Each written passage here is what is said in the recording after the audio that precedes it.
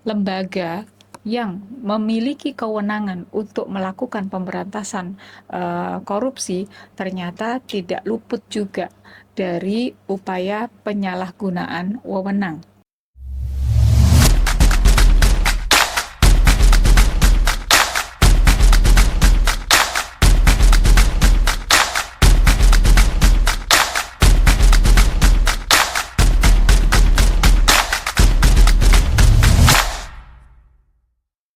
Assalamualaikum warahmatullahi wabarakatuh. Sahabat muslimah yang dirahmati oleh Allah. Belakangan ini kita dikejutkan oleh sebuah berita yang ternyata cukup menarik perhatian publik. Bukan soal orangnya, bukan juga soal nominalnya, tapi karena ini sudah menyentuh satu lembaga yang menjadi ujung tombak pemberantasan korupsi di negeri ini. Jika kita perhatikan, memang apa yang terjadi baru-baru ini menunjukkan kepada kita bahwa lembaga yang memiliki kewenangan untuk melakukan pemberantasan korupsi ternyata tidak luput juga dari upaya penyalahgunaan wewenang. Dan ini sebenarnya bisa ditinjau dari dua sisi. Dari sisi individunya dan dari sisi sistem yang melingkupinya.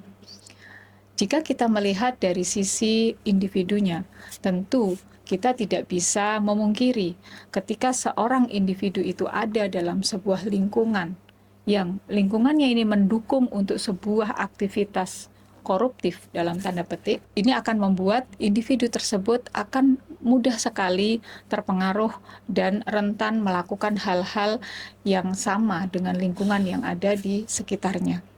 Oleh karena itu, dalam sistem hari ini gitu ya, yang melingkupi masyarakat dan hampir semua sistem yang ada saat ini adalah sistem yang koruptif, maka wajar jika ada seorang individu ketika masuk dalam sebuah lembaga dengan suasana lembaga yang seperti itu, dia akan tergoda untuk juga melakukan aktivitas yang serupa.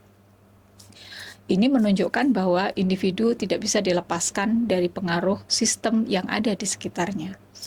Yang kedua, jika kita bicara tentang sistem yang melingkupinya, tentu budaya korupsi bukanlah sebuah budaya yang diizinkan oleh sistem mana saja. Akan tetapi, jika kita merunut, ada sistem-sistem yang memang dia membuka peluang untuk terjadinya korupsi. Dalam sistem demokrasi, yaitu sebuah sistem yang hari ini dianut oleh negeri kita ini, untuk mencapai sebuah kekuasaan, ini memerlukan biaya yang sangat tinggi. Tidak hanya kekuasaan bermakna kekuasaan politiknya, bahkan kekuasaan di level bawah pun tidak lepas dari yang namanya biaya tinggi. Biaya untuk masuk ke sekolah-sekolah tertentu atau biaya untuk masuk ke lingkungan kerja tertentu kadang jauh melebihi dari upah atau gaji yang didapatkan. Apalagi kalau kita bicara jabatan politik, tentu mahar yang harus dikeluarkan jauh lebih besar. Dan inilah yang kemudian membuat seseorang yang memiliki jabatan tersebut akan berusaha untuk bagaimana mendapatkan kembali mahar yang sudah dia keluarkan, biaya yang sudah dia keluarkan selama ini, dengan cara bisa jadi akhirnya mendorong dia untuk melakukan korupsi. Ini menunjukkan bahwa sistem demokrasi benar-benar membuka peluang untuk terjadinya budaya koruptif. Yang kedua, kalau kita perhatikan dalam sistem demokrasi saat ini, kekuasaan hampir pasti dijalankan dengan berbagai transaksi yang melibatkan aliran uang. Nah, aktivitas seperti ini memungkinkan sekali seseorang yang ada di dalamnya masuk di dalam arus pergerakan uang tersebut dan memudahkan bagi dia untuk melakukan aktivitas korupsi. Tentu ini juga tidak lepas dari keimanan masing-masing individu yang ada di dalamnya. Tentu kalau kita lepaskan dari perkara keimanan itu, budaya ini benar-benar mampu membuat orang itu terseret arus. Artinya, secara tidak langsung sistem demokrasi juga membuka peluang yang sangat besar untuk terjadinya politik transaksional. Yang ketiga, ya, jika kita perhatikan kasus yang menimpa Jampitsus atau Jaksa Agung muda untuk tindak pidana khusus ini adalah sebuah peristiwa yang sebenarnya tidak bisa dilepaskan dari intervensi kekuasaan yang ada. Beberapa pengamat menyebut peristiwa ini sebagai rivalitas antara lembaga penegak hukum yang ada di negeri kita. Kejadian ini menunjukkan bahwa sistem demokrasi yang ada saat ini memang membuka peluang adanya persaingan antara dua lembaga negara yang sama-sama berada di satu jalur penegakan hukum. Tentu ini sangat miris kalau kita ada di dalam sebuah negeri dengan penerapan sistem yang sistem ini ternyata membuka peluang lembaga-lembaganya ini bisa melakukan persaingan. Tentu tidak sehat, bukan? Tentu jika kita melihat semua faktor ini, ketiga faktor yang tadi saya sebutkan, ini menunjukkan bahwa mengerucut pada penerapan dari sistem demokrasi yang memang sistem politik demokrasi yang dianut oleh negeri kita hari ini benar-benar membuka peluang untuk terjadinya ketiga hal tersebut. Dan akibatnya kita bisa melihat budaya korupsi tidak pernah bisa berhenti sejak zaman Soeharto, kemudian Megawati, Gus Dur, sampai hari ini budaya korupsi masih terus ada dan angkanya semakin lama semakin besar. Itu menunjukkan bahwa sistem ini memang tidak ada kemampuan untuk menghentikan aktivitas atau budaya korupsi di tengah-tengah para pejabat negara. Ini artinya bahwa sistem demokrasi kita tidak benar-benar mampu untuk menjamin keberlangsungan sistem hukum itu berjalan sesuai dengan jalur yang sudah ditetapkan, jalur yang diharapkan oleh masyarakat. Berarti sistem ini adalah sistem yang sebenarnya tidak layak untuk diterapkan dalam sebuah negara, apalagi jika negara itu menginginkan adanya kesejahteraan dan kemakmuran bagi warga negaranya. Tentu konsep seperti ini berbeda sekali dengan sistem Islam.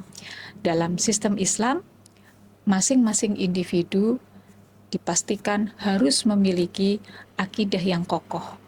Masing-masing individu warga negara harus memiliki ketakwaan yang tinggi kepada Allah Subhanahu wa Ta'ala. Jika warga negaranya diharuskan memiliki ketakwaan yang tinggi, maka keniscayaan itu juga harus terjadi pada aparatur negara, apalagi pada para penegak hukum dan pemimpin negaranya. Mereka tentu lebih dituntut memiliki tingkat ketakwaan yang jauh lebih tinggi dibandingkan masyarakatnya. Sebab hanya itulah yang akan bisa menjamin seorang penguasa tidak melakukan aktivitas yang melanggar syariat, sehingga dia tidak akan pernah berani untuk mengambil uang yang bukan miliknya. Dia tidak akan berani untuk menggelapkan dana-dana yang memang bukan peruntukannya. Dari satu sisi, sistem Islam mampu mencetak individu-individu yang memiliki daya tahan yang cukup kuat terhadap aktivitas korupsi itu sendiri. Di sisi lain, dalam Islam, semua sistem yang ada di dalam negara, baik sistem peradilan, sistem penegakan hukum, ataupun sistem-sistem lain yang ada, bekerja secara bersama-sama, bersinergi untuk mewujudkan tegaknya hukum Allah Subhanahu wa Ta'ala.